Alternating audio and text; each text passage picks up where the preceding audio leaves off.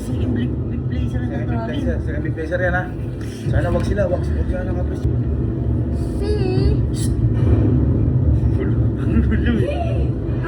Ay! Oy! Oh! Ay! Oy! Oh! Oh! Kapris! Kapris! Kapris! Bulbing winner si Kapris! Tapos si ano yung ano siya, si ano le? Oh my God! Si Lele isa! Grabe, Kapris! Hindi ko alam nangyari. Pareha sila panalo pa rin. Oo, tama. Kapris! Hit!